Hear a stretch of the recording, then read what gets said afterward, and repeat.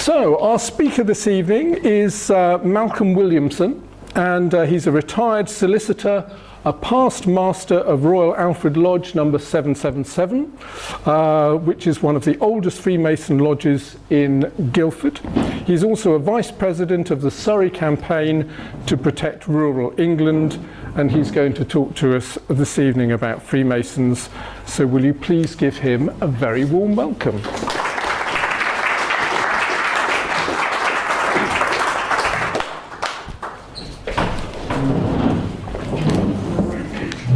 The topic is there a need for a belief in God in Freemasonry? Now, I'm going to go through the background and some of the context of this, then get a little bit into my personal history, which comes down this way, and how that led me to be able to answer the question, do I believe in God, when I was interviewed to become a Freemason, when I am in fact a humanist. Freemasonry, is there a need for a belief in God? Irony is much involved in any questions of what can and cannot be accepted as part of a set of beliefs. It's therefore ironic humanists ask a question which the Catholic Church also asks, and which is asked often by those of extreme views. Hitler prohibited Freemasonry and the Boy Scouts, lest they detract from the godlike message of National Socialism. In terms of an entity to be worshipped, there is no God of Freemasonry. Freemasonry requires that individual Freemasons profess a belief in deity, but makes no claim to dictate to its members what they must believe about the deity. Masonry, because of the power it has always believed to wield, causes fear amongst those who seek to be overwhelmingly powerful, with nothing between them and God. On Hitler's rise to power, the 10 Grand Lodges of Germany were dissolved. On the 8th of January 1934, the German Ministry of the Interior ordered the disbandment and confiscation of the property of all Masonic lodges. Many among the prominent dignitaries and members of the order were sent to concentration camps. The Gestapo seized the membership lists of the Grand Lodges and looted their libraries and collections of Masonic objects. Much of the loot was then exhibited in an anti-Masonic exposition inaugurated in 1937 by Herr Dr. Joseph Goebbels in Munich. The number of Freemasons who were killed by the Nazis is not precisely known, but it's estimated between 80,000 and 200,000 Freemasons were murdered by the Nazis. Many Freemasons throughout the world still wear a small blue flower pin in memory of those brothers who died at the hands of the Germans. Hitler is believed to have said, "Ourselves or the Freemasons or the Church, there is room for one of the three and no more. We are the strongest of the three and shall get rid of the other two." General Franco in 1940 sentenced all Freemasons in his Spanish realm automatically to 10 years in prison.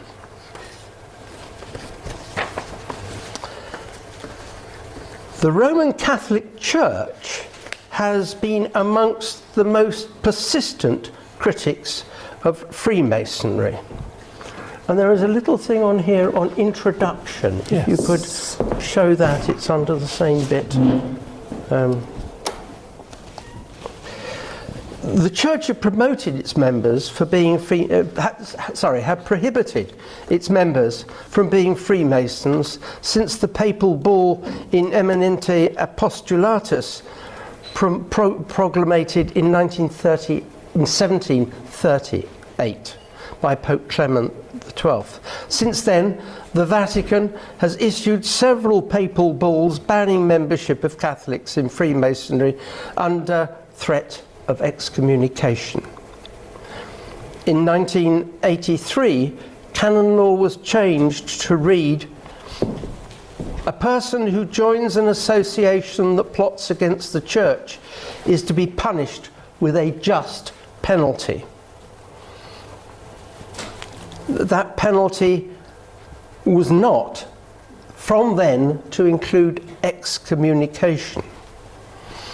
A friend of mine and a fellow Guildford borough councillor was a Roman Catholic, but was involved enough as a councillor in Guildford to enjoy what was said about Freemasonry, and close enough to the church to get his bishop's consent to becoming a Freemason.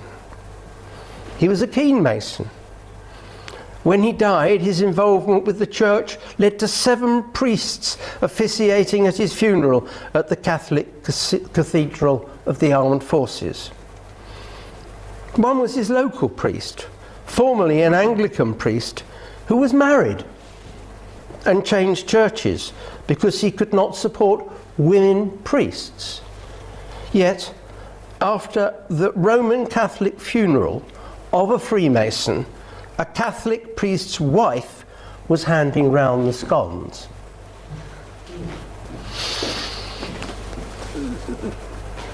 This shows that there's clearly a leak in Dorset Humanists, because I'd only finished this when 2 days later the Pope came up with another diatribe on being a Freemason and being a Catholic.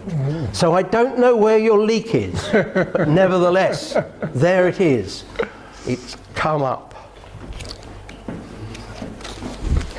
I had the privilege of serving on the Council of the University of Surrey for 10 years. His Royal Highness, the Duke of Kent, was our University Chancellor. He's also Grand Master of English Freemasons. He took an active interest, regularly taking the chair at our meetings, where as a non-academic, I had the interesting role of integrating my thoughts as a community leader with the views of those who are academic and business leaders. When the Chancellor could not attend, the Vice-Chancellor, Tony Kelly, took the chair. He was brilliant as an academic, but happened to be deaf, so found the profound inputs of a good few colleagues difficult because he did not hear their profound inputs. The result was shorter meetings, the end being symbolised by Tony's nod to the staff to hand round the Madeira, which meant a short meeting was leading to a long lunch. And I often found myself at those lunches next to Patricia Smart, who was a philosopher amongst a sea of academic scientists and educationalists. Pat only wrote one book, Thinking and Reasoning. It highlighted how teaching needed to be understood in terms of deeper philosophy. A question I ask, relevant to our current meeting. After her death, winding up her estate, I read her book. God was not prominent, but one quote is worth making. She made the point that answering the question, does God exist and does he care for human beings, cannot be solved in the way we solve the question whether mammoths exist or whether unicorns exist. We've travelled all over the world several times and never met a unicorn. Makes some sort of sense. But we've travelled all over the world and never met God does not. That is, one needs to say much more about what one means by God on what would count as meeting God. Thus, even if we cannot solve this kind of problem, we can often offer clarification of the problem. Pat continued by saying we use different reasoning to solve different kinds of problems. A Mason, it used to be assumed, must be a man over 21 years of age, of sound mind and believing in a supreme being.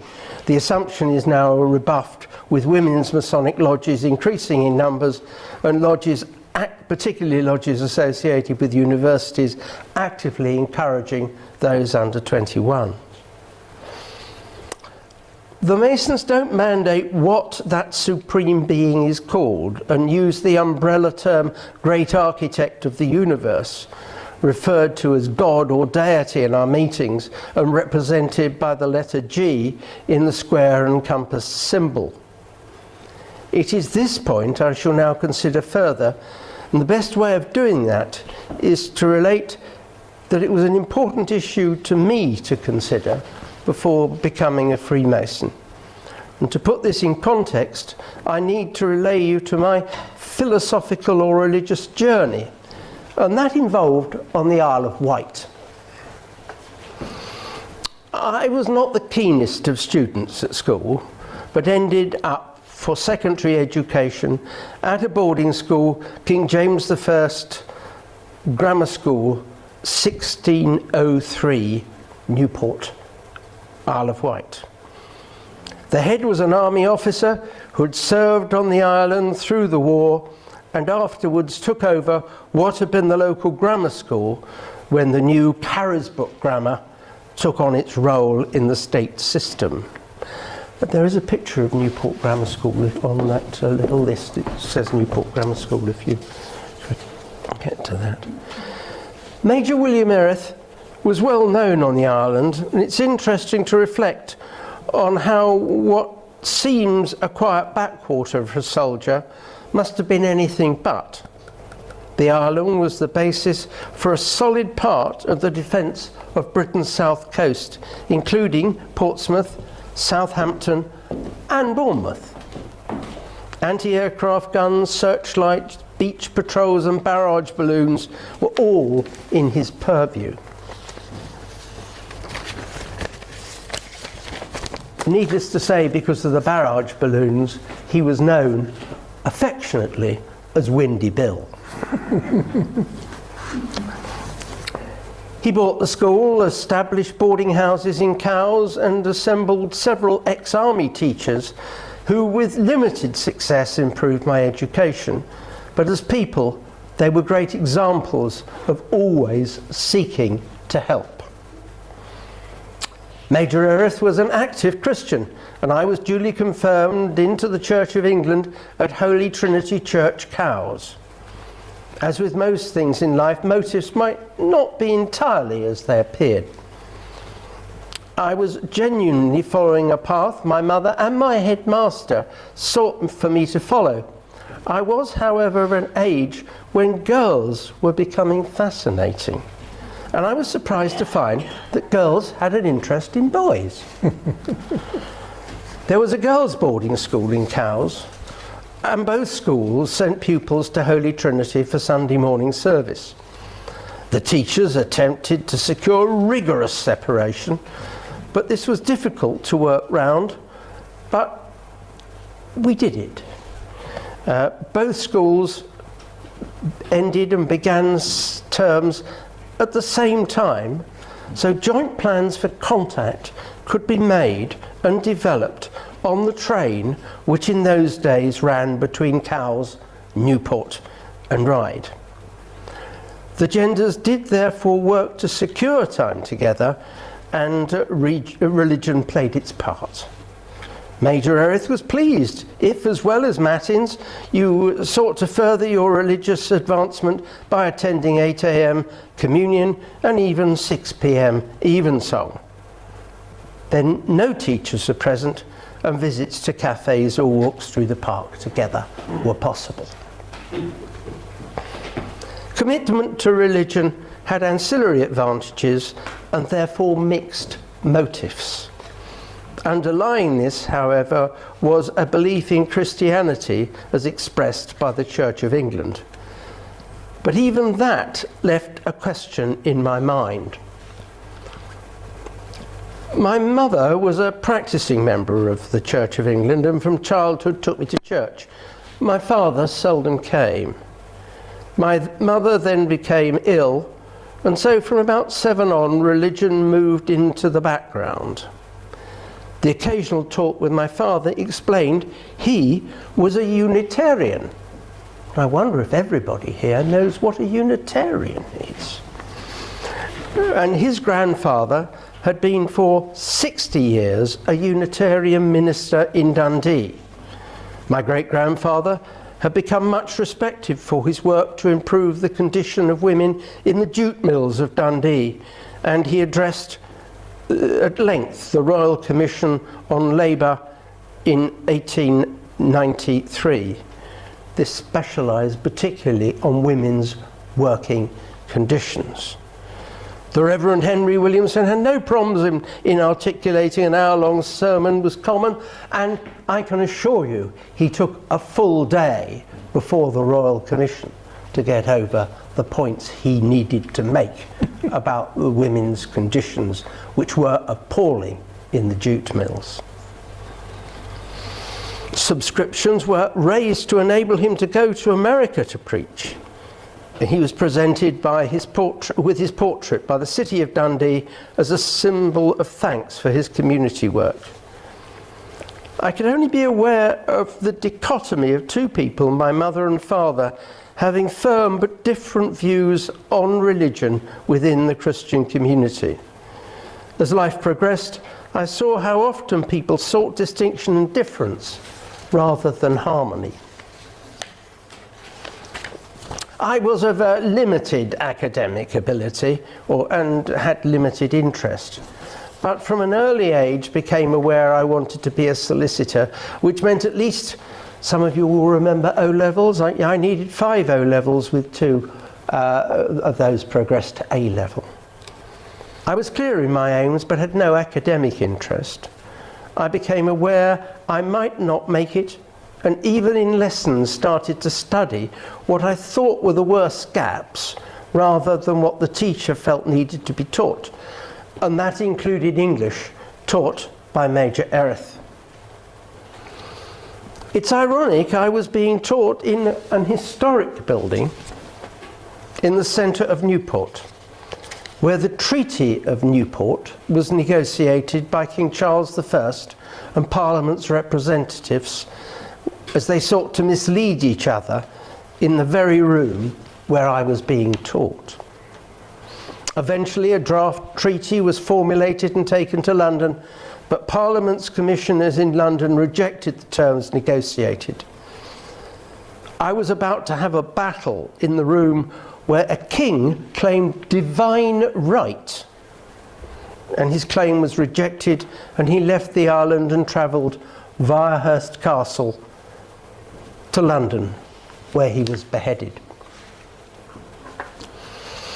I thought I'd get my O-level English language, but English literature was my problem. I needed to understand Shylock, Portia, and the Merchant of Venice. I was reading this rather than listening to Major Erith teaching the construction of sentences. A row ensued, and to his credit, a row with the headmaster in front of the whole class did not result in my expulsion. I left the school at the end of the term and went to Guildford Tech and did a 1-year A-level course in 2 different subjects that I'd never studied before, so I'd got my numbers to satisfy the Law Society. I qualified as a solicitor at 22, achieving my aims. However, my dispute with the Major, who had by this time in front of the whole school in Holy Trinity been made a priest by the Bishop of Portsmouth, and was now the Reverend Major Erith, this made me revisit a belief in religion. Quiet walks in the woods with a Labrador, an excellent listener who never disagreed with me, firmed up my disbelief. When I was 16, my father told me he had discussed with a senior Oxford University Professor of Law my going to that university. This secured a truculent reply from me, and I was surprised when you said that you found 13-year-olds get truculent. I assure you my 9-year-old granddaughter can get truculent if I suggest doing something which isn't what she wants to do for the afternoon. The role of a general practice solicitor in a local community was my aim, and theoretical law was of no interest.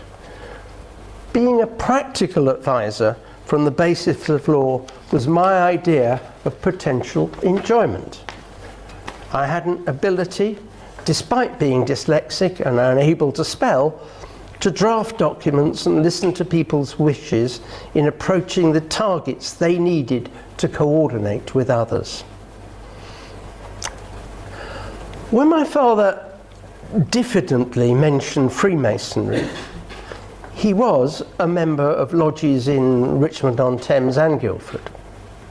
I did mull it over, and for the first time in years, God had to be considered. The first question you're always asked when you visit a lodge committee to discuss joining is, do you believe in God? I was thus compelled for the first time to give detailed consideration to what I've outlined above. Could I answer yes, as you have to if you wish to join English Masonry, or was I bound to say no?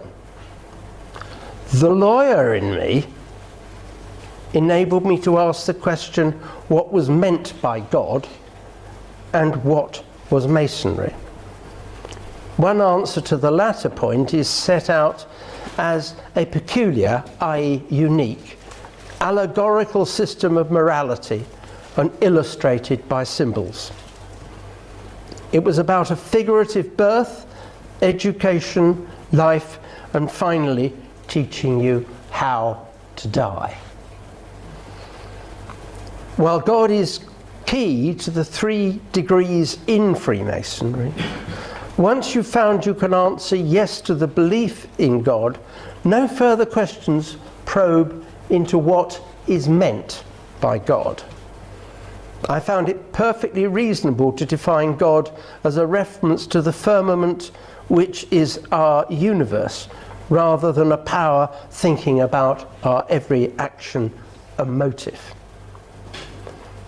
As years have passed, I've been a Freemason now for over 50 years, our knowledge of the universe has expanded as much as our understanding of how its farthest reaches impact on us. Allegorically, I have no problem in accepting, Masonically speaking, we also impact on that universe. Its all-seeing eye observes us, and in a minuscule way, we influence the universe. We need to be aware of that, to believe in that, and believe that the universe which impacts on us, but is not a power which aims to judge us or even guide us.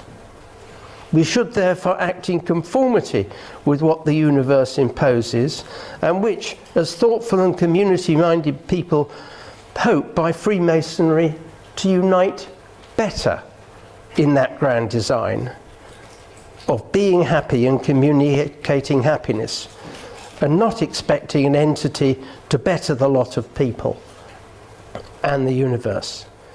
It's nothing to do with worshipping that entity or seeking to avoid incurring its enmity. If you choose to read the 19th century Antiquities, Symbol, Constitutions and Customs of Freemasonry, which you'll see on that table, this was written by a barrister, and he was apparently a very personable man. You'll see there are 6 volumes, and he was very proud of the fact that that's the slimmed down version. He'd looked at the original one, which two Masons had made in the 1870s, and that was 12 volumes long. I can't help pointing out that I also have here the little book of humanism. Compare the size and detail that go into putting out a lot of truths and fundamentals about what you're talking about.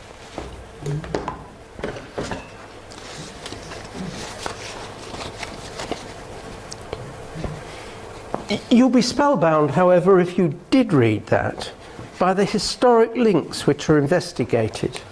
But at the end, it shows all links are rather vague. When you get to page 239 of volume 3, we read a discussion of the impact in the most rural parts of England, Wales, Scotland and Ireland. Involves rituals in moving from east to west to follow the rising sun and passage of the sun. We read, to what extent these or other portions of existing lodge ceremonial are survivors of ancient customs cannot be very accurately determined, but evidence such as this will by no means justify the belief that the derivation of any part is to be found on sources which are pointed out to us. While they may include historic pacification of a god and who can punish and reward, this is entirely symbolic. The importance of that symbolism varies, and examples taking an importance in the United States far greater than that in the United Kingdom. I hope in there's also a reference to George Washington laying the first national ceremonial in Washington was George Washington in full Masonic dress and in Masonic form, that's it, laying the foundation stone of the Capitol on Wednesday, September the 18th, 1793, showing a country with no state religion, giving full expression to the aims using the symbolism of Masonry. No less than 40 Masonic lodges were present from Maryland and Virginia, and on most of the big ceremonial constructions that came into Washington, they came in similar numbers. While this addresses Freemasonry, we are in the same book told that links run into other historic institutions far older than Masonry, but from which it claims lineage, such as the old Teutonic courts were a counterpart of such heathen symbols and ceremonies as the priesthood manipulated in the ceremonies of religious services. Masonry is therefore a ritual learning of important matters in relation to birth, education, career, and finally death, not a basis for a belief in a directional God who always has you and your punishment and reward in mind. Thus, when you read in a wider context, when you read it in a wider context, it sets out a sensible way for me to learn to live life and enjoy it and help others. The Upanishads contain some of the most illuminating stories from India's Hindu tradition, and says, ironically, the full meaning of life is not found in books, but rather in our own intelligence, our own consciousness of self, and can be directly expressed in the simplest state of our own awareness. Pure consciousness. I ascribe to that. This has taken me from religion and the Reverend Major Erith into Freemasonry without loss of belief in a particular version of God standing in my way. As the part of the universe I contemplate, what I seek to find and see as important to make up a full life is for me to find. Freemasonry helps support my intelligence and hopefully help others to reach happiness. Thank you, Chair.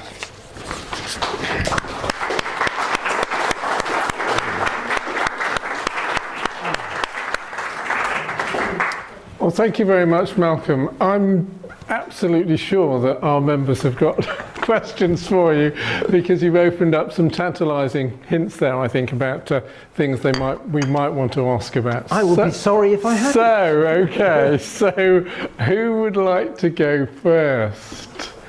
Yes, Penny. Do you get women Freemasons?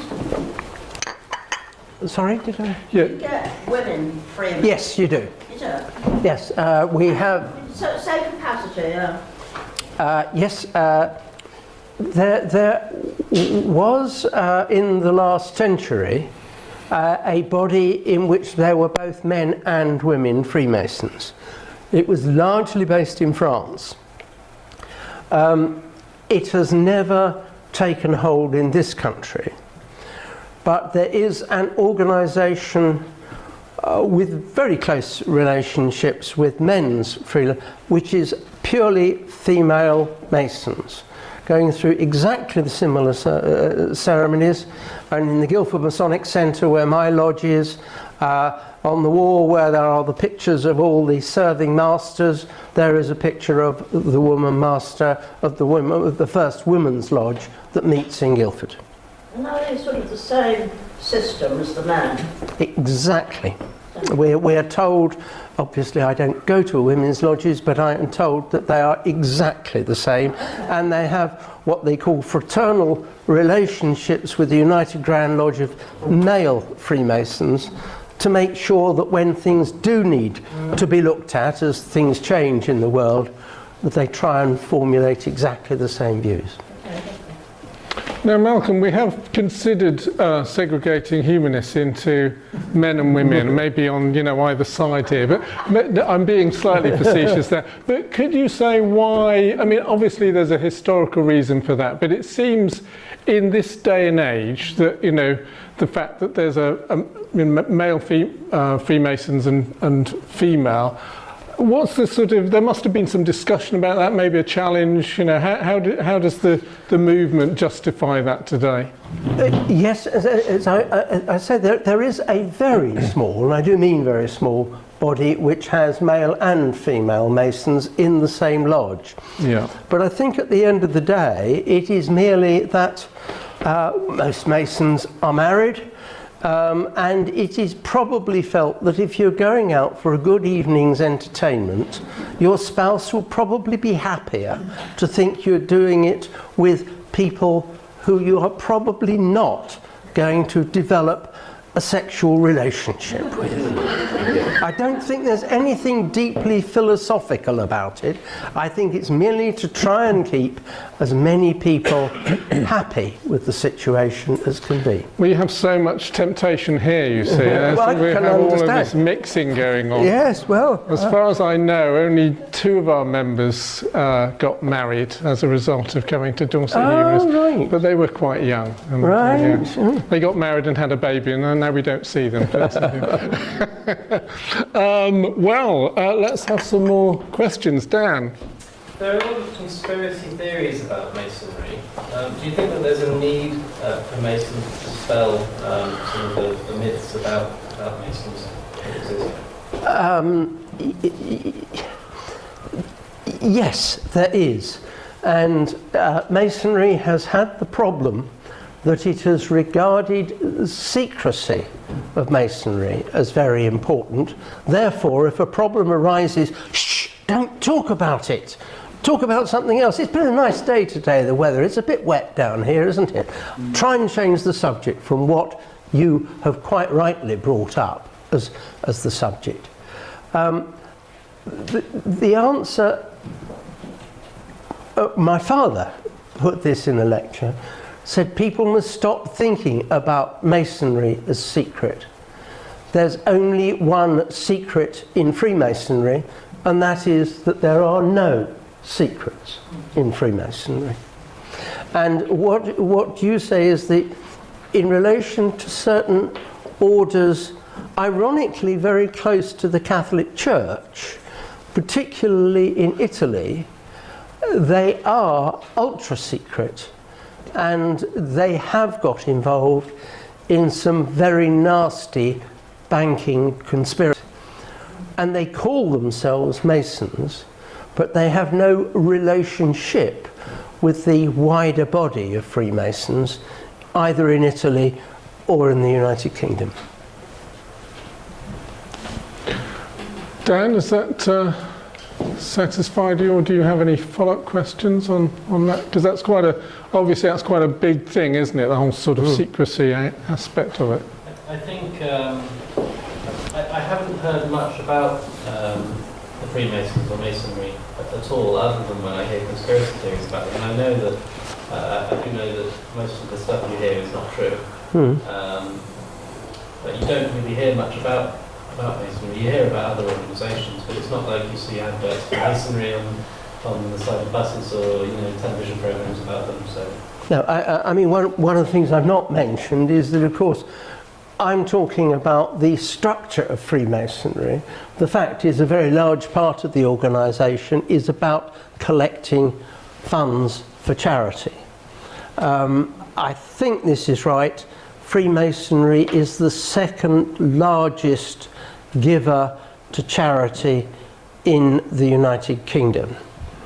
When things come up, the Grand Lodge of England has a fund which I believe has £5 million in it at the moment, and £1 million just goes straight off to wherever it is needed, and nothing is generally said about it, because Freemasonry believes in being quiet and not being ostentatious, and it's only just getting over this period when, largely because of the problems with Hitler and organisations like that, complete secrecy was felt to be essential. How are those funds raised? What was your question, Alan? How are the funds raised? It was a pot of £5 million. How are the funds raised? Oh, right. We had a lodge meeting last week in my lodge. For some reason there were only 21 of us there. £184 was raised for charitable ends. So it's the members? It's nearly always the members, but sometimes things are organised. Sometimes people leave something to Freemasonry because their uncle was a Freemason or the like, and so there are other sources, but it is substantially from Freemasons. What methods of recruitment do you use? Because you said something about it. How do you recruit new? Just so that everyone can hear the question, so you've asked Alan about how are people recruited into Freemasonry? Yeah, okay. Malcolm, could I ask you please to stand up, just so everyone can hear? Some people have got difficulty hearing, so yeah, thank you. The question of finding out if you want to be a Freemason and if Freemasons want you to be there is a very difficult one, because it's always been felt that no pressure, either practical or social, should be put on people to become Masons. You have to express an interest in being a Freemason, and you will, in the past, it would be a case, well, I've only known him for 6 months, I can't really say what kind of person he is. It's not like that now. You'll generally go out for a very good lunch with a couple of members of the lodge. They will talk to you about your background, they'll find out about you, they'll tell you more or less what Masonry is about, and if at the end of it you'd say, yes, I would still like to be a Freemason, then that will be taken forward. Inevitably there are papers to fill in, not very long ones, but there are a couple of papers asking a few questions. such as if you've been to prison for a long term, well, that's going to be looked at in some detail. But that's really, you've got to make the initial approach, and that's it. Okay, right, a couple of hands went up. Simon and Jill and Barry. Yeah, Simon. I was going to stand up to make it easier for people to hear the question. I don't want to lay into you because I'm very, very ignorant about Freemasons, and I'm sure there's some wonderful charity work that is done. Nevertheless, in a way, amplifying what Dan said, that there is an image of it being a society which in some ways upholds the power of the ruling class with a lot of military members and police members, and for these people that are in the lower sections of an order which ends up with a member of the royal family at the top, that it offers informal favours and legs up to its followers, very favourable cash terms, or even, according to some rumours, immunity from prosecution if an arresting officer in the Freemasons comes across a fellow Freemason who's committed a minor offence. So I was going to ask you to put you on the spot, since it clearly is a kind of organisation of professional people who are in a position to do favours to each other, out of public, out of the sight of public scrutiny. Have you ever benefited in your career in any way as a lawyer from being part of this quite, powerful organisation? The nearest I would say I got to that was at a time when I felt local solicitors were able to serve their clients better by knowing other lawyers in the area, so that when you had a complicated case, instead of finding that it immediately got referred by an insurance company to a mega firm in London, where you didn't know the individual at all, there was the ability, when you were both going to be local solicitors, particularly if you knew each other because you met at a lodge meeting, to ring up and say, Fred so-and-so's come in to see me, had a letter from you about so-and-so, any chance we could go and have a drink down the pub at lunchtime? And because you were friends, you could probably be a little more open with each other. And that, I take a specific example that went a little bit further.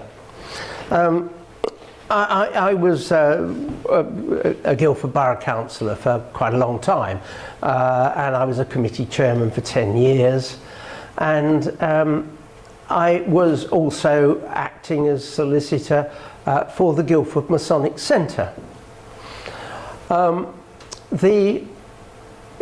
Suddenly we found that the back of the Masonic Centre was no longer like that with the building, it was like that with the building. I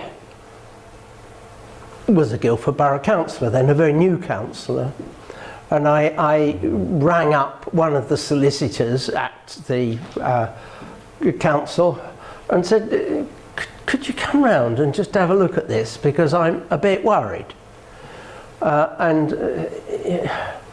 He agreed. I had every reason to be worried.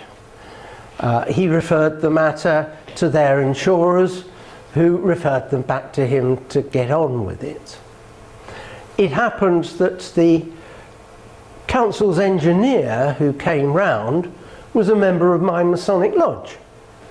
And I said, I bet that there is a public sewer under there. The public sewer would have been vested in Guildford Borough Council, but as from the end of the month, it was going to cease to be vested in the Borough Council and was going to be vested in Thames Water. So the whole thing was going to change. A very, very quick trip was made to the basement of the Borough Council offices, where all the records going back for 100 years of where sewers had been laid were made. And sure enough, it ran directly under this part of the building. Sure enough, another Freemason who was a builder got down there very quickly and said, yes, it's all been turned to mud. The support has been... We, because we were cooperating, saved the Masonic Centre a lot of money by getting the proceedings sorted before Thames Water took over. It would have taken years to sort out. It would have disrupted the Masonic Centre, and it would have cost the public exchequer a lot more money while it went through a much more complicated bureaucracy. So I'm not going to say to you it had no effect at all.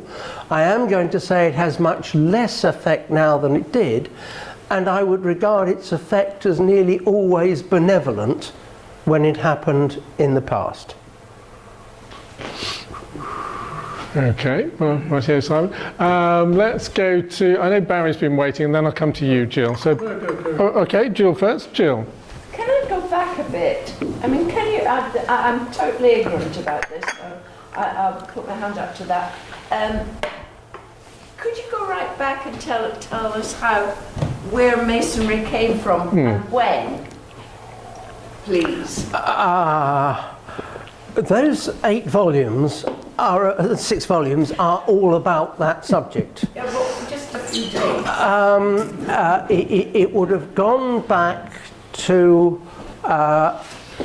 about 10,000 BC, when various organizations, including the tribes which eventually became the Jewish nation, were in Mesopotamia, and people came down from the hills.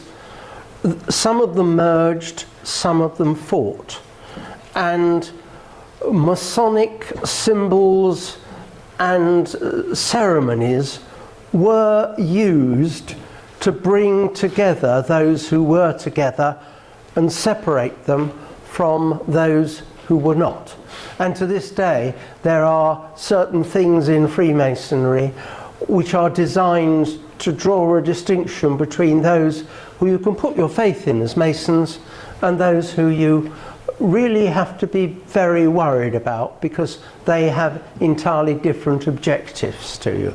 And it's, I mean, it's very vague and very scatological as to where this happened and why it happened, but it's there in very considerable detail in those books. Can I ask a follow-up question? Yes. Do you have a set of values? I think I read out one set of values in here.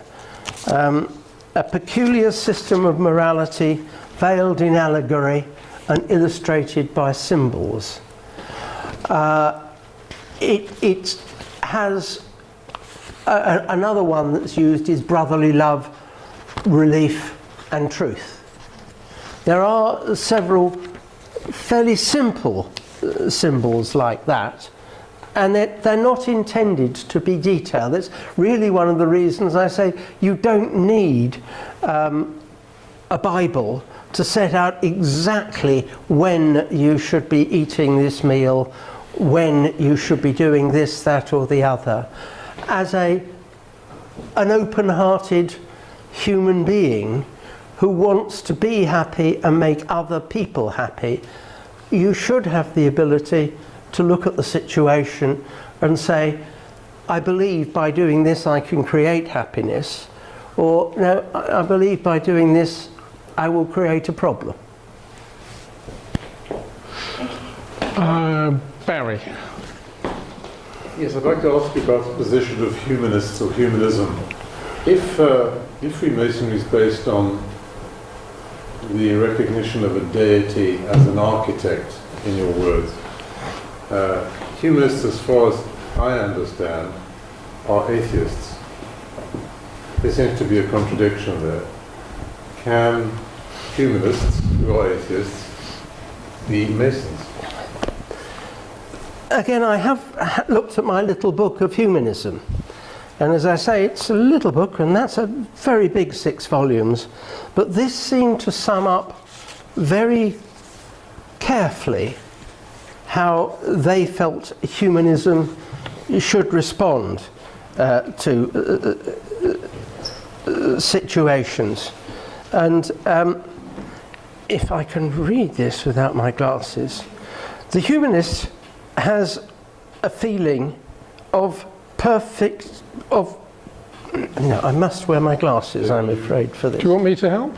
Do you want me If to you could bit? read those, Yes. if you could read that out. This just that passage, little right. bit there. Okay, I'll take my glasses off. Yeah, it is quite small. The humanist has a feeling of perfect at-homeness in the universe. He is conscious. This is a quotation by Eustace Hayden, who was an American humanist from the early 20th century. He is conscious of himself as an earth child. There is a mystic glow in this sense of belonging. Rooted in millions of years of planetary history, he has a secure feeling of being at home and a consciousness of pride and dignity as a bearer of the heritage of the ages and growing creative centre of cosmic life. There we are. That's in Andrew Copson's little book of humanism, for what it's worth. Yeah, that's okay. That's quite interesting that you picked that one out. But as I say, it's about 100 years old, and yeah, maybe things have slightly changed in the way we express things. But do you want to say something about that, Malcom? Yes. This is, I think, taking me to the point that I'm trying to make, that we are affected by all that is around us. And as I said, just to a very small amount, we affect everything that is around us. And we assume that the outcome of this world is from that. It's not because we're on our knees before a divine God who is going to decide whether to strike you down or elevate you to the heights. We don't believe that's what happens, but we do believe that we are affected by this enormous and expanding universe, we're told, and that we have an impact on that universe. And that universe, I think, you can approximate to the word God as long as you define the word God properly. Okay, I'm hearing Spinoza in this. That's fine. So yeah, Barry, just so everyone heard that. Yeah, so you're hearing a little bit of Spinoza, the philosophy of Spinoza. Yeah, Pantheism. the kind of almost a pantheism kind of concept, possibly. Yeah, yeah. Okay. As I say, that. A question that's been on my mind, Malcom, the way you were talking about it, it almost sounded as though Freemasonry could be classified as a religion. Now, is that fair, or is that completely off beam in terms of what it is? How do we classify it? Is it a club? Is it an association? Is it a religion? It is a charitable organisation which is designed to help you live in a way that is good for you and good for humanity. So it would be classified as a charitable organisation, fundamentally. Yes, that's what every meeting is about. Charity at the meal you have after the meeting, and the funds collected during the meeting, and most of us give some money to a central fund as well. So you give in 3 different ways. And it sounds as though, okay, again, referring to the volumes here, it sounds as though there is quite, I mean, obviously I don't know what's in those books, but it sounds as though there's quite an extensive discussion of how to be human, how to be ethical, those kind of principles. You've touched on some of them. I mean, is there a lot of additional material in those volumes, or is that just a sort of history of the chronology, would you say? The history of the chronology is what it's about, but he does then reflect on where that takes you in Masonry just before 1900, when he wrote that. Okay, so we've got some more hands going up. I think Roger was first. I'll come back to you, David. Roger. I just want to ask a follow-up question to your response to Maria. Yeah, Roger, could you stand up and just speak up a little bit so people at the front can hear? I just want to ask a follow-up question in relation to the question Barry asked you in your response regarding the supreme being. Now, I think most people understand the supreme being that one of the attributes they define will be intelligence and consciousness. Now, you used the example of your belief, except in Freemason, was the firmament of the universe. Do you believe the universe has a consciousness?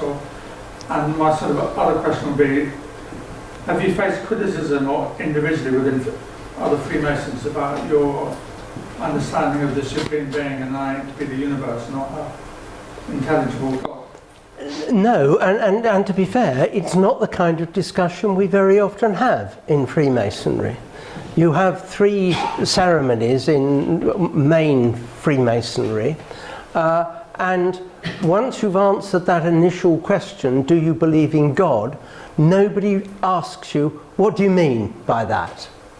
But there are 28 subsidiary degrees to Freemasonry, which the majority of Freemasons aren't part of. I'm not part of any of them.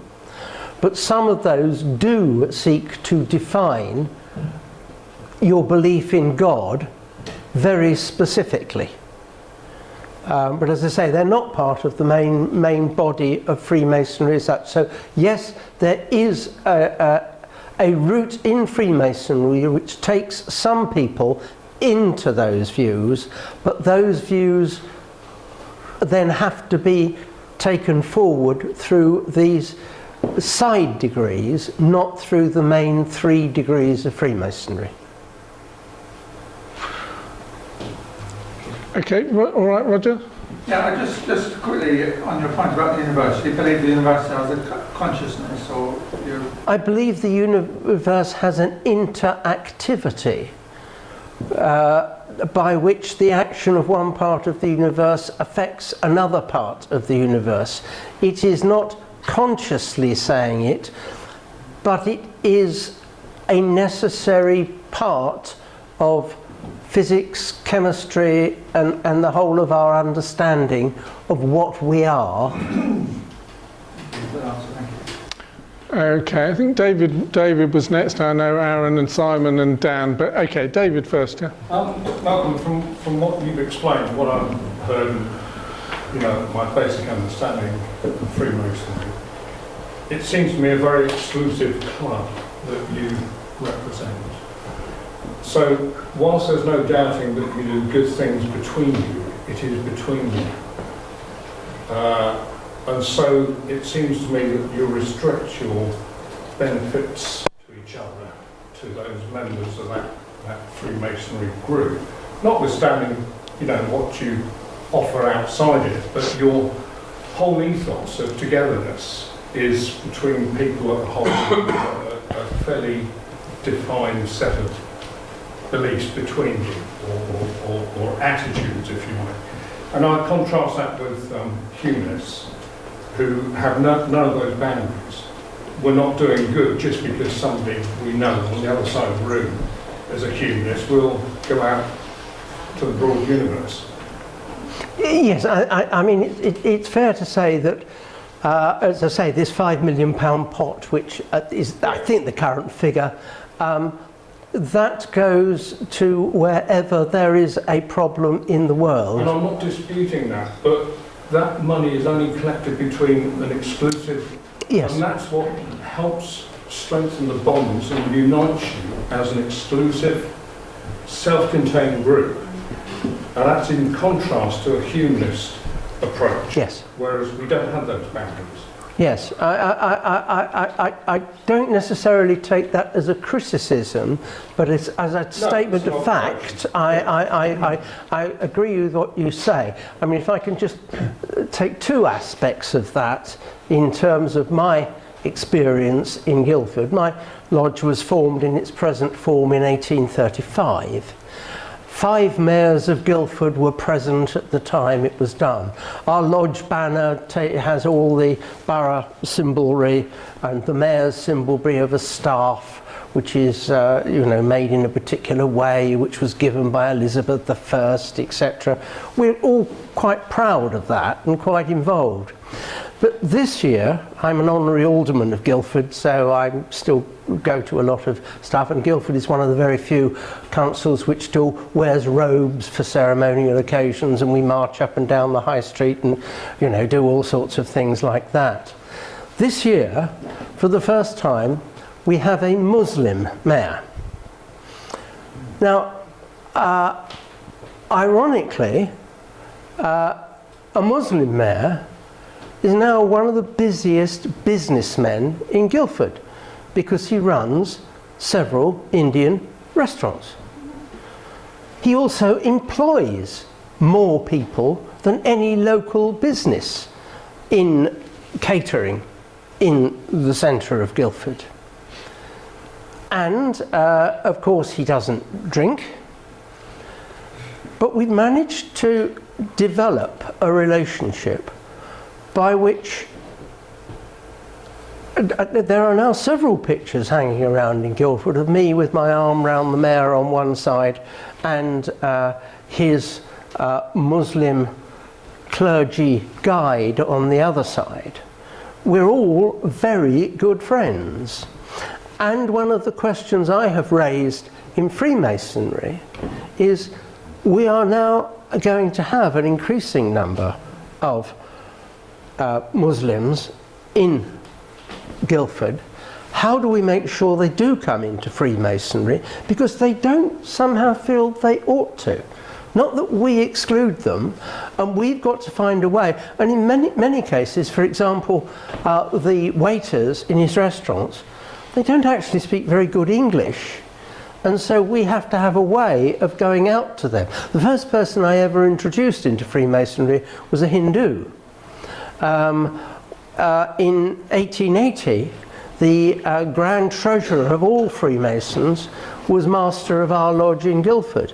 Now, he was a Farsi, and Farsis are dying out as a religion now because of the way they insist on who they will intermarry with, etc. There is a vast question for Freemasonry to look at as to how we make certain we do what you quite rightly point out we may not now be doing, of expanding and taking in this wide expanding universe where we're mixing everybody together. I mean, my wife is there, and we have a mutual friend who was the daughter of 2 doctors. One of them was an Austrian. She was white, blonde. Her father was a black Nigerian prince. The daughter became a very highly qualified mental nurse, and she said with parents like mine and my husband like hers, she needed to be a mental nurse. But she said it was wonderful when she went to Australia, because she married her husband over there. She said, I'm just the right colour. I got into the hospital and they stampeded to give me grants and forms because they assumed I had to be an Aboriginal. We've got so many things like that, that it's wonderful in the world that we're now thinking about getting to. But you're absolutely right, we haven't got there in Freemasonry yet. Thank you, David. Let's go to Simon. Yes, I think I saw that you carried in the Masonic apron. Would you like to tell us a little about the symbols and all the mythology of you Freemasons? Well, but following on from there, a supplementary, can you sort of talk us through what actually happens at an average sort of Wednesday evening meeting of the King Alfred Masonic? I'm sorry, that's a secret. what we never reveal is anything about the individuals who are involved in Masonry and the difficulties or the successes they may have had, as far as that is concerned.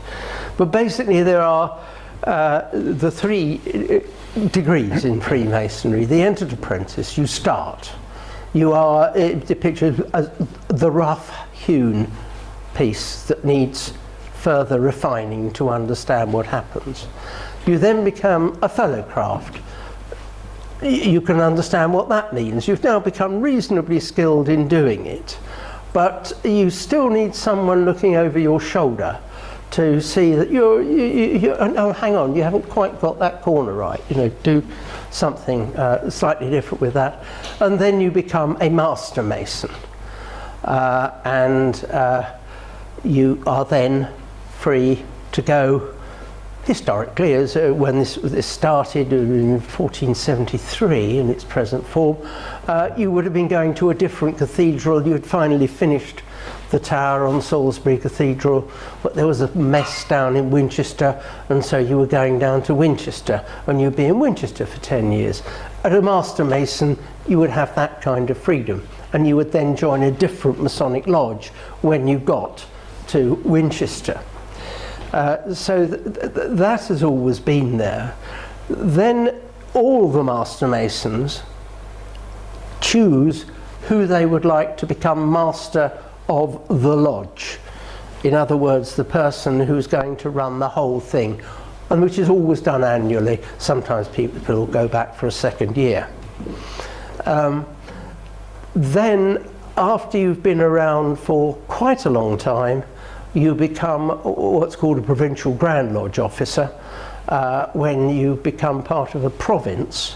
So there is a province of Dorset, for example, with a provincial Grand Master, and he basically keeps an eye on all the lodges in Dorset. And that's the way that works out. But the actual ceremonies are entirely, no pressure is put on anybody anywhere. You go in, and I think I can say this, you go in hoodwinked when you become an entered apprentice. You go in darkness. You have to rely on those who are taking you into the lodge not to let harm befall you. And then at a certain stage you have light and you can see what goes on. It is symbolically quite important, but it is only symbolic. And frankly, if you make a complete shamble of it, you're very unlikely for anybody to say, oh, go away, don't come back. I think we should introduce something like this for Dorset Humanists, don't you? I think we'd get a lot more members. Simon asked if you've got any things to show us, Malcolm. If you'd like to see them. Yeah, I think we'd love to see them, yeah. Just to say, this bag, CFR, Cyril Randall was the local chief inspector of taxes back in the 1920s in Guildford, and when he died I was tidying up his affairs and I pinched his back.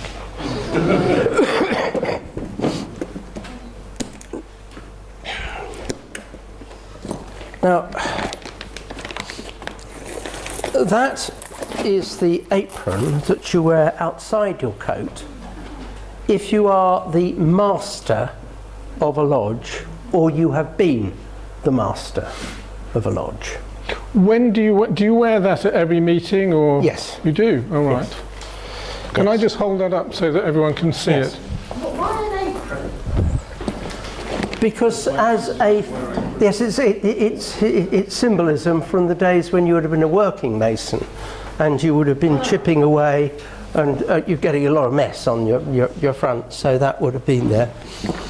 You also wear a collar, and I referred when I was talking to the square there, and that is the symbol you wear around your neck. It's very interesting, isn't it? Can I quickly ask, is the collar, David, Pardon? How you look at it?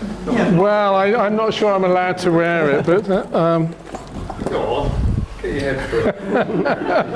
I shall just hold it up there. Yeah. I think that's the wrong way round, isn't it? Is it? Have I done it the wrong way round? No, that's it. I think that's it. Yeah. Yes. It's one of the few things I do is there is an address on a jewel that goes in there for the amount that we've given to charity, and I always do an address. And what's on the that. significance of the light blue colour? Is that just The light blues are generally the younger Masons. You come in, and we were looking earlier at you have rondels rather than the T's, and then when you become Master of the Lodge, they change to T's. And you get a collar like this. You only get a collar when you become master. And then when you become a provincial Grand Lodge officer, you become a dark blue. And so that's another apron that's yes, yeah, that's gold the and actual apron that I would wear lovely. now if I was in a lodge meeting. Can I ask, there are a lot of building symbols here, squares, T's, Yes. trumpets. yeah. What are the sort of tassely things for? What's the symbolic nature of those? That again goes back to the traditions of Masonry. If you were an active Mason, you would have your knee out probably, and you would probably be coming up against you'd wear it out. So they were designed practically for you to be hammering. To protect your knee. That's right, yes. All of this is about symbolism. It's not about actually what you see nowadays. When did the link between actually being a Mason and being a Freemason, when did that sort of fade away? Masonry got its own distinct emblem from the College of Arms in 1473. So that's as good a practical date as you can put. There would have been obviously lodges that still continued working, and of course there is a worshipful company still in the City of London, doing the same sort of work. So it's split into several ways, in the same way as it comes in from many different sources, going back thousands of years, it splits up and goes in different ways as well. Well, do you have anything else to share? I don't think I do really. No? I think Okay. that's no. I mean, you do get given when you become a Mason a certificate. These are the books, rather splendid books. This is the actual, what they call the Pillars certificate, that you are given when you become a full Mason, and somebody comes down from Provincial Grand Lodge and gives you this. And do you get that as a result of going through this ceremony? Is that Having mainly? gone through the 3 ceremonies of being an entered apprentice, fellow craft, and a master mason, you then get this issued to you, and this is literally your passport. If you go to another lodge of Freemasons, you'll always be welcome, but you have to prove who you are. Do you need to take that with you? I've never actually been asked for it when Right, I've been there, right. but I've always taken it. You with carry it around with you? Yes. Oh, right, okay, interesting. Right, Steve at the back, and then I know there's some other hands, yeah. Can you ever be thrown out? Or are you a Mason for life, or can you leave? I mean, what's the situation? Well, you can leave. You do have to pay a subscription to your lodge, a couple of £100, and Is that per annum? yes. Yep. And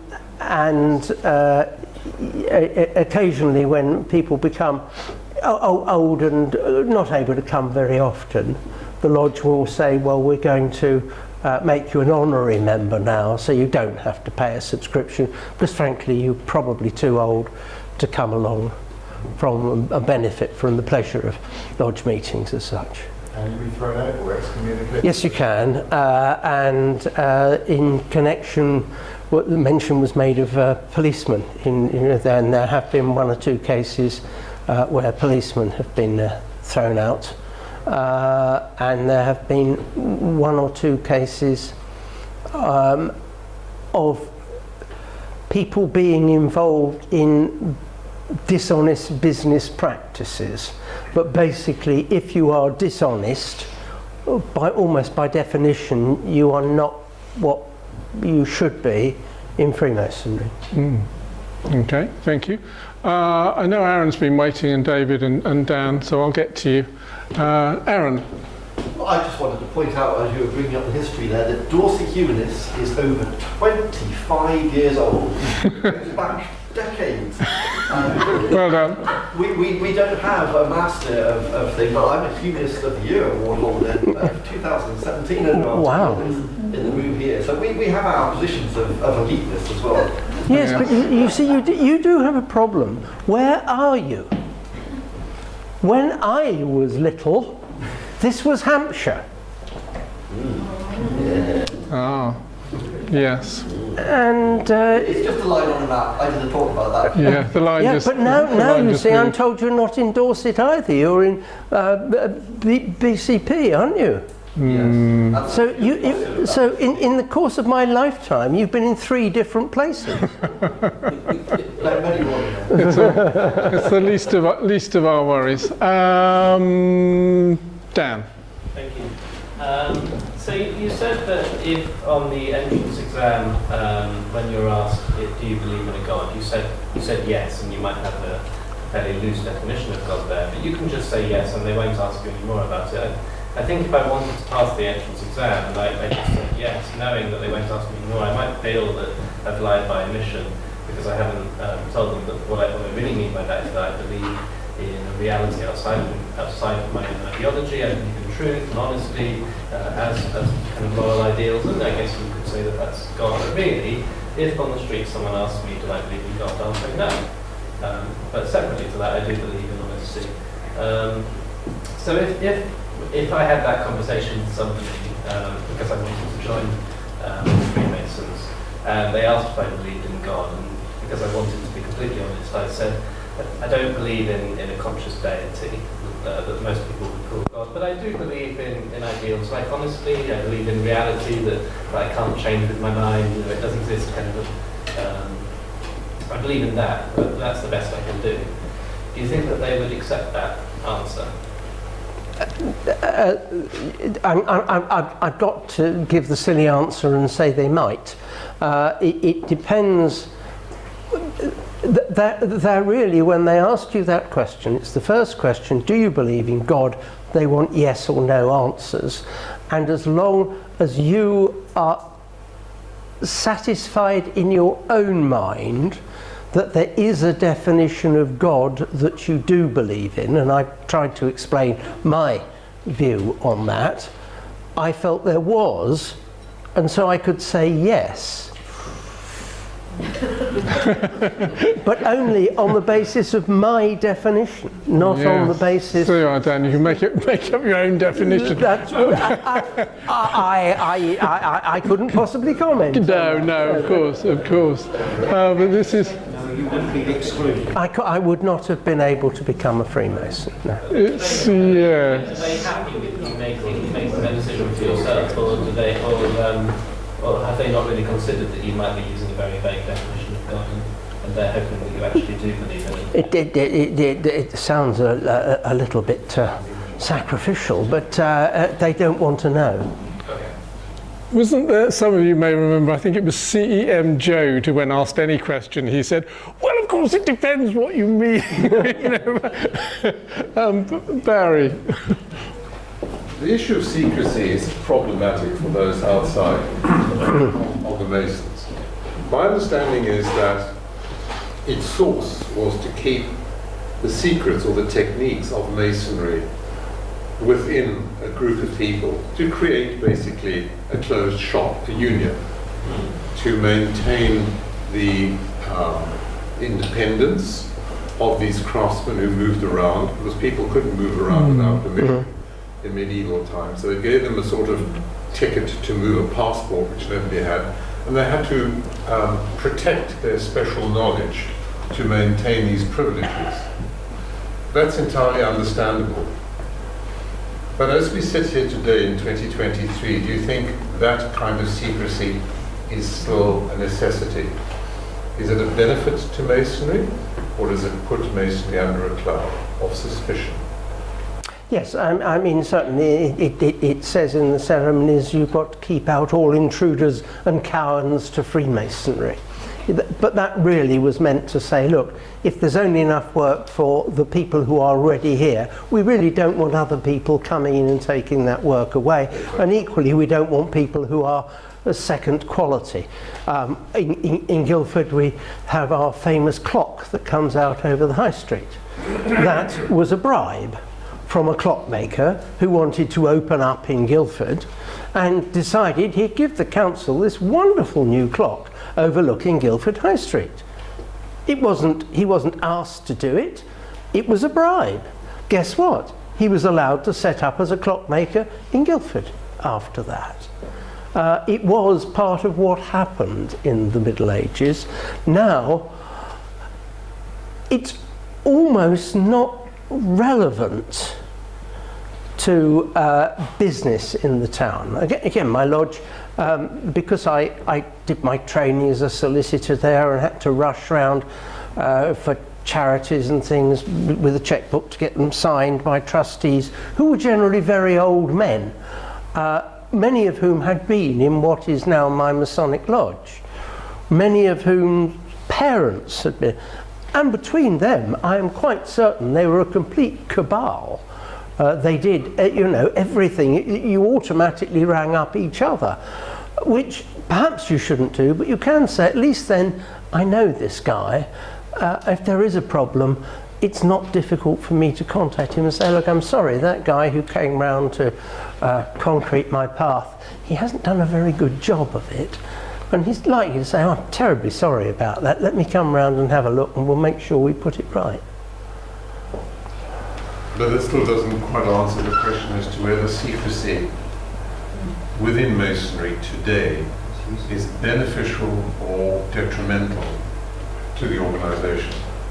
I think it is beneficial if it stops everybody putting I'm a Freemason on the outside of their business paperwork.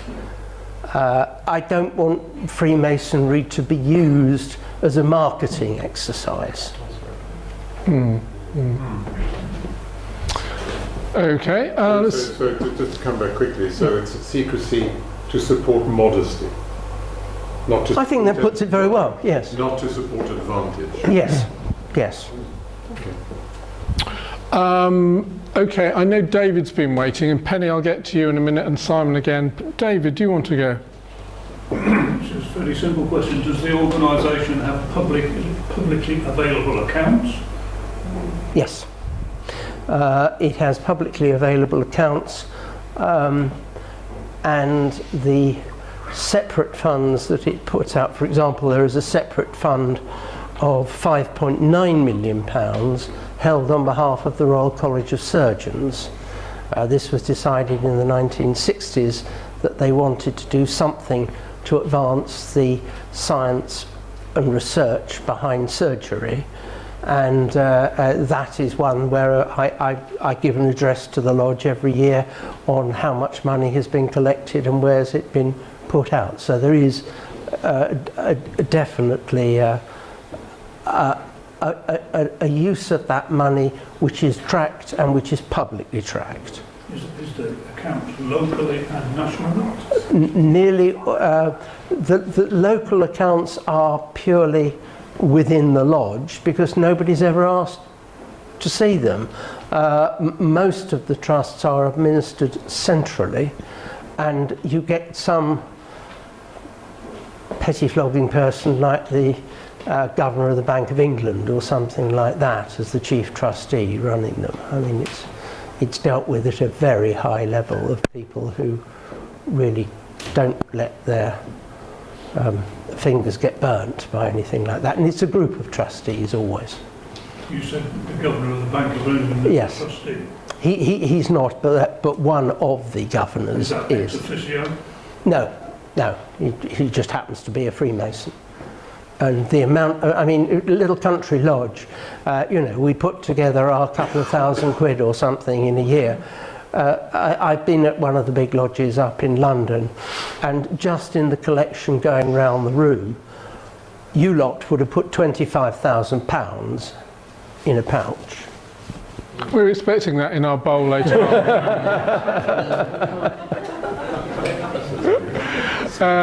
Let's go. Penny, what's your follow-up question? I presume, and what you say, I presume that a lot of people become Freemasons because it's a great advantage in business.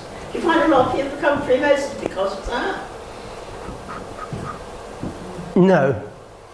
I have had, as I said, certain clients who because I got to know them in the bar, and it came up, oh, you're a solicitor, aren't you? You've got this, that and the other problem. And I said, well, yeah, come and see me tomorrow, and, you know, we'll talk about it. But not, generally, I ended up not charging them anything. So surely that happens, that people do become Freemasons because it gets them ahead. Particularly in London, I suspect that's so, but I say that as a country boy, you see, so I'm suspicious of these people up in town. So you have your suspicions about your own organisation? I suspect there is a lot of closeness within these organisations, and that may occasionally lead to a lack of imagination or a willingness to look outside a very close group. But that doesn't mean that they are not going to do their job and do the job well. And they are, as I say, genuinely, they're wealthier people in London, and they do put more money in for the good of the charities. Deb. So if I woke up tomorrow morning with a burning desire to become a member, how would I go about that? You would contact the, there will be a Dorset Women's Freemasons organisation. If I didn't want to join the women's locally, could I join a joint one locally? There are very few in the country, and I can't answer the question because they're not directly associated with men's Freemasonry. They are a separate organisation, and as I say, in France it's reasonably substantial as an organisation. So I can sort of look in the... Oh, you could. Google the phone number and phone... You should be able to, yes. And then just go about the interview process. I would imagine it would be very, very similar indeed, yes. But I don't know, I'm guessing. So you don't have to be invited or anything, you can literally... In all Freemasonry, you're never invited to become a Freemason. You must also say, I'm interested in being a Freemason, and then somebody will say, yeah, well, by all means, come along, you know, and have a chat with us. Yeah, oh, well, I think you should maybe do it and, you know, just give us a little report about how you get on. Okay. We've still got a little bit of time. Dan, and I think Roger's still waiting as well. Do you think that part of the reason that it's remained a secret society is that secrets and mystique are exciting?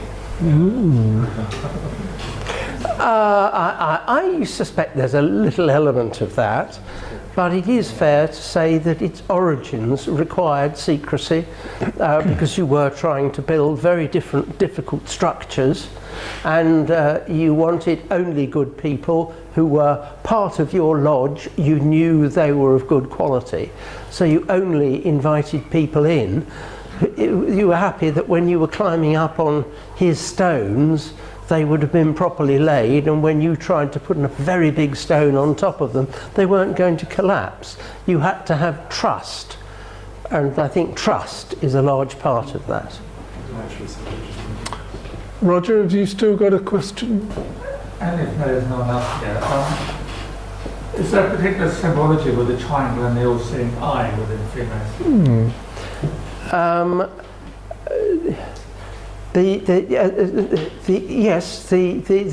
The all-seeing eye is the symbol that we are observed by the world around us, and at the end of the day what we do is going to affect what happens to us and those around us. The all-seeing eye observes us.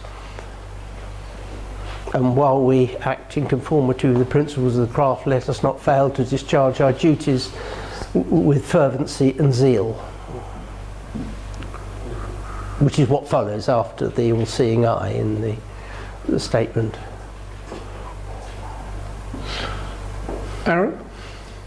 Is there an element of eliteness amongst Masons? Do they feel that because their stones are laid on top of somebody else's stones who are perfect, that they are better than everybody else? I'm detecting that. Am I misdetecting? Masonic lodges differ very much between where you are and what they do. So, for example, in a coal mining area, most of the Masons will be coal miners. And they'll be very proud of being coal miners. But there may be another lodge which has tended to go off, and it tended to be the people who become coal mine managers. And you tend to get into different lodges. It's the same as in most organisations. There's that group of people who will be very keen on cars, and other people who really can't stand cars. I had lunch with my old chief executive, and he very quietly reorganised Guildford so that there was never a meeting of a committee in Guildford which clashed with Surrey Cricket Club playing at home. And I'd been there for a few months when I took over as leader before I had to say, David, I've just noticed there are certain meetings which are not on their usual nights. And I have also noticed that Surrey is always playing at home on those days. To which he said, well, sir, I'm very surprised at that. I must ask the clerk and solicitor questions. Malcolm, I was very struck right at the beginning of your talk. You spoke about the number of Freemasons who were murdered in the Nazi Germany. I'm a member of Bournemouth and Poole Holocaust Memorial Day Committee, and every year we have a ceremony, and we light candles for the different groups of people who were murdered in the Holocaust. So obviously 6 million Jews.